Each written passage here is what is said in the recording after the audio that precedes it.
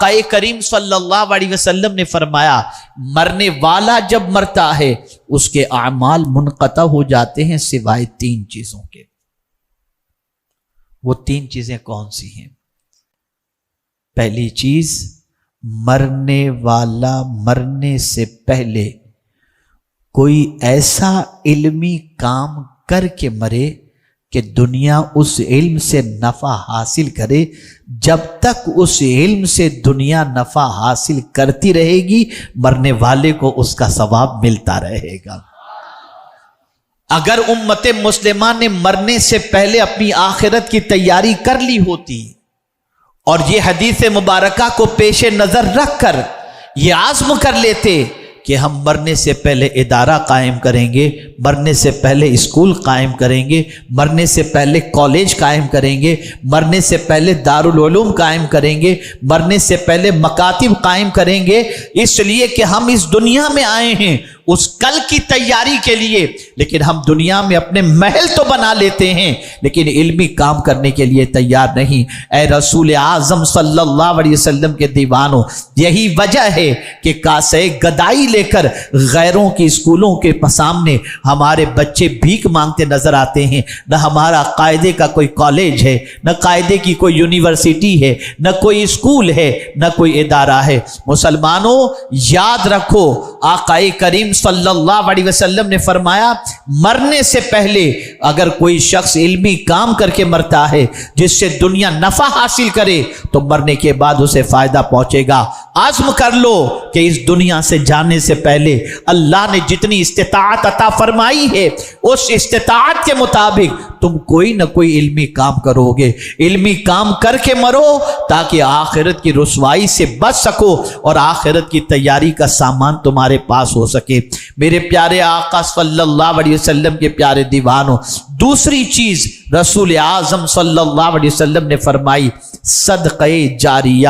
اللہ اکبر! یہ کون سی چیزیں ہیں جو صدقہ جاریہ ہو سکتی ہیں؟ آپ نے کنواں کھدوا دیا، آپ نے کہیں بورویل لگوا دیا، آپ نے کہیں کچھ اس طریقے کا انتظام کیا کہ ہاسٹل بنوا دی، آپ نے اس طریقے کا کوئی انتظام کیا، مسافر خانہ بنوا دیا، لوگ اس سے فائدہ اٹھا رہے ہیں، ہاسپٹل سے فائدہ اٹھا رہے ہیں، آپ نے ہاسپٹل بنوا دیا۔ یاد رکھیں جب تک لوگ اس سے فائدہ اٹھاتے رہیں گے آپ قبر میں پڑے رہو گے، ثواب آپ کو ملتا رہے گا۔ اگر امت مسلمہ نے رسول اعظم کی اس حدیث کو پیش نظر رکھا ہوتا تو ہر گلی میں ہمارے ہاسپٹل ہوتے، ہمارے بچے کسی اور ہاسٹل اور مسافر خانے میں جا کر قیام کر کے ہماری اسکولوں میں نہ پڑھتے بلکہ ہمارے خود کے مسافر خانے اور ہاسٹل کے اندر رہتے ہوئے بچے علم کے زیور سے آراستہ ہوتے۔ یاد رکھو اپنا بنگلہ بنا لینا کمال کی بات نہیں ہے، اپنے لیے سب کچھ تیاریاں کر لینا کمال کی بات نہیں ہے،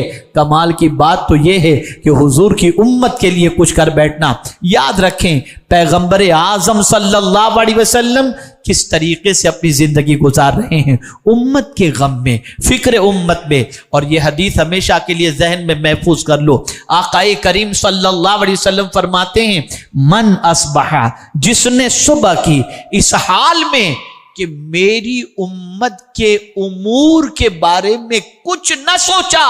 فلیس منا، وہ میرا ہے ہی نہیں۔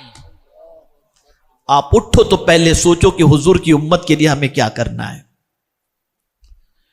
حضور کی امت کے فائدے کا کون سا کام کرنا ہے۔ اگر ہم نے اس کام کا عزم کیا ہوتا تو آج ہمیں پریشانی کا شکار ہونے کی ضرورت نہ ہوتی۔ یہ دوسری چیز ہو گئی، وقت اتنا نہیں کہ اس پر تفصیلی گفتگو کی جائے۔ تیسری چیز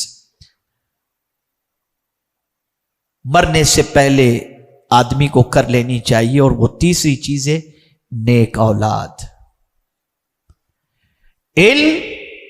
صدقہ جاریہ اور نیک اولاد۔ ایک باپ کو سب سے زیادہ جس چیز کی فکر ہونی چاہیے وہ اپنی اولاد کے سلسلے میں کہ وہ نیکی کے راستے پر چل رہی ہے یا نہیں، اس کے بارے میں زیادہ فکر مند ہونا چاہیے۔ یاد رکھیں اگر ہر باپ یہ سوچ لیتا کہ میرے لیے میرا نیک بچہ نجات کا سامان ہے تو معاشرے میں کوئی بچہ بگڑا ہوا نظر نہیں آتا، لیکن باپ کے پاس اتنا وقت نہیں، نہ ماں کے پاس اتنا وقت ہے کہ اولاد کی تربیت کے سلسلے میں ٹائم دے سکیں۔ یاد رکھیں آقا کریم صلی اللہ علیہ وسلم ارشاد فرماتے ہیں کل بروز قیامت ایک بندے کے درجے کو بلند کیا جائے گا، وہ بندہ رب کی بارگاہ میں عرض کرے گا مولا کوئی کام میں نے ایسا تو نہیں کیا جس کی وجہ سے میرے درجے بلند ہو جائیں، میرے کریم آج میرا درجہ کیوں بلند کیا جا رہا ہے؟ تو جواب میں رب قدیر ارشاد فرمائے گا تیرے اعمال نامے میں کوئی نیکی ایسی تو نہ تھی جس سے تیرا درجہ بلند کیا جاتا، لیکن تو جو نیک اولاد چھوڑ کر کے آیا تھا نا، وہ زمین پر تیرے لیے مغفرت کی دعا کر رہی ہے اور ہم یہاں تیرے درجے کو بلند کر رہے ہیں۔ اے رسول گرامی وقار صلی اللہ علیہ وسلم کے دیوانوں، یہ ہماری بہت بڑی ریسپانسبلٹی ہے۔ اس کل کی تیاری کرو جس کل کوئی کام آنے والا نہیں۔ یوم لا ینفع مال ولا بنون، نہ مال نفع پہنچائے گا نہ اولاد نفع پہنچائے گی، بلکہ سچویشن یہ ہوگی ماں بیٹے سے بھاگے گی،